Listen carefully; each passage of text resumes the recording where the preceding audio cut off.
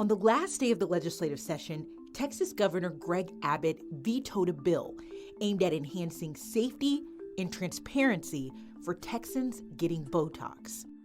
This week on Inside the Investigation, investigative reporter Arezow Doost explains why, at the last hour, the state's top leader rejected the measure.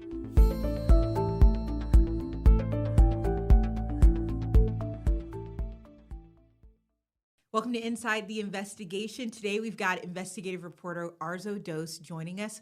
Welcome to the show, Arezow. Hi, Kelly. Thanks so much for having me.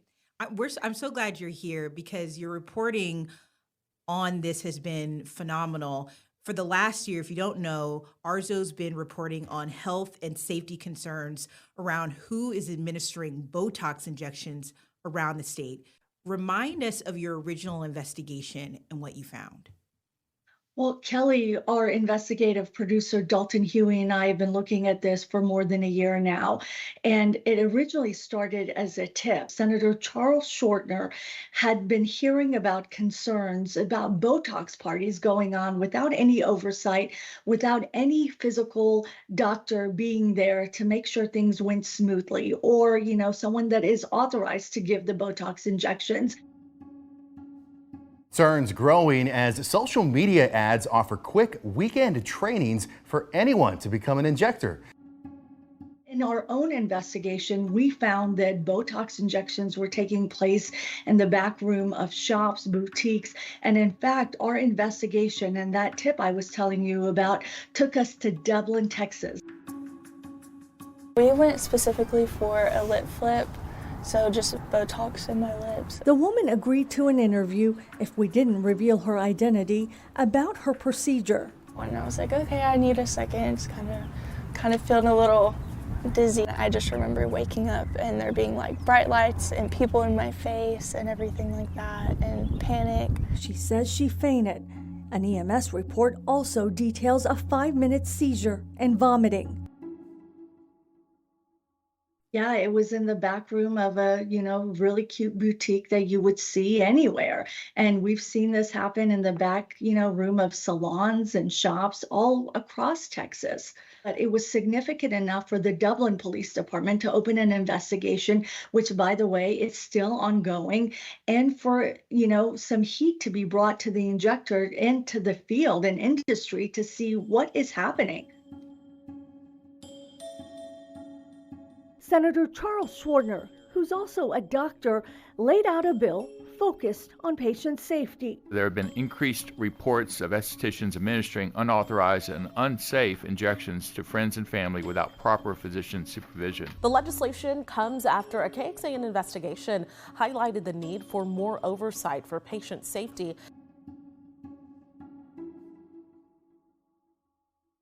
Now, this legislation that we've been following closely this past session, this was going to be a big step, Kelly, towards transparency and safety. And it was significant enough to where both the House and the Senate passed it.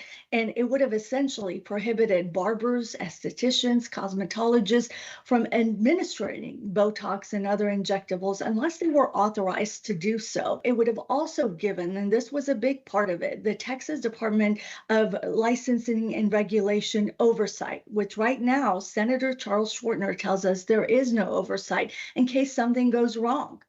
It passed in the Senate, it passed in the House, and it got to the governor on May 22nd, which is pretty, close to the session ending, about 2 weeks. And the way things work out, the governor has 10 days to sign off on laws or veto them. On the 10th day, if nothing happens, it automatically becomes law.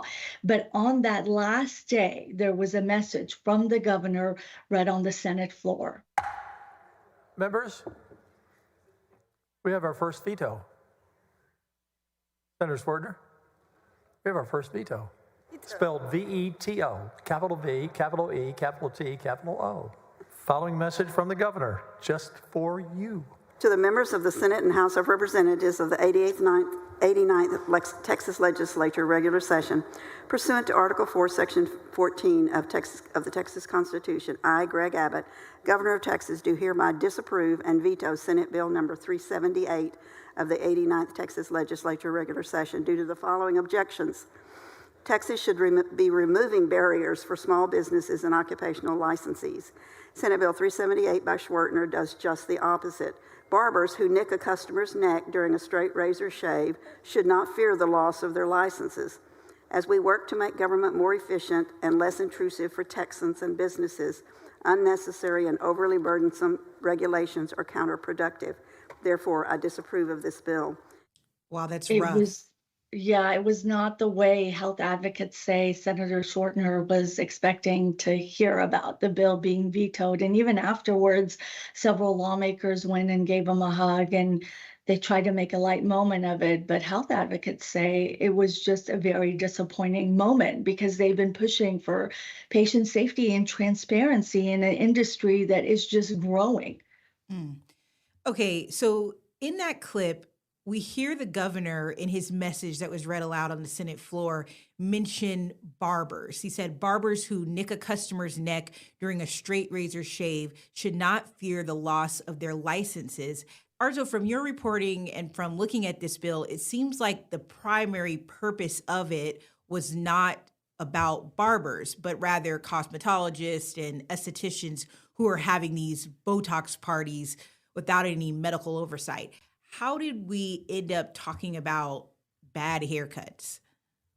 That's a great question, Kelly. I've been asking Senator Schwertner's office that, and also health advocates. And interestingly, health advocates who helped draft bills like this with lawmakers say it came down to the wording of the bill. And maybe had the word barbers not been associated with it, it might have looked a little differently this session. But also, when there were public hearings for this legislation, some of those days they went into late evenings. And I will say that this particular legislation had over 50 comments, written comments that were in, people that sent it in from all across Texas, mainly from estheticians and cosmetologists who were really, at the end of the day, worried about their small businesses. All right, so let's go back a little bit. Was there any sign or indication that he planned to do this before that day on the Senate floor? Kelly, we've been following this bill so closely and checking on it. And even Senator Schwertner's office did not anticipate the veto happening the way it did. And they are very disappointed by it. Health advocates who followed this closely say that they thought this would be a bill that would only enhance safety and transparency. And how could you veto something like that? But ultimately, it came down to that language and impact to small businesses and regulating small businesses from the governor's perspective. So what's next? The problem you laid out in your story is that people are getting hurt in some cases because of the lack of training and oversight. Does Senator Schwertner plan to reintroduce this in another 2 years? We have asked his office and we have not gotten a response yet. I'll keep checking. And I also connected with the governor's office to see, what was it that really made you focus in on this legislation?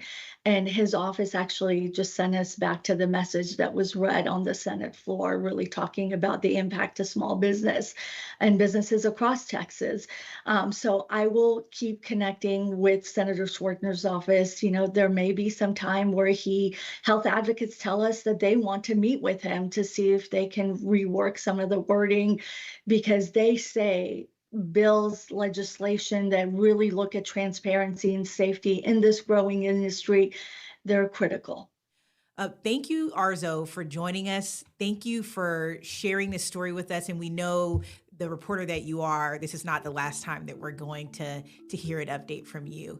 If you're listening to us, be sure to join us again every Friday at 10:30 in the morning. You can watch us on KXAN Plus, YouTube, Facebook, or KXAN.com for a recap of the latest reporting from the KXAN Investigates team. We'll see you next time.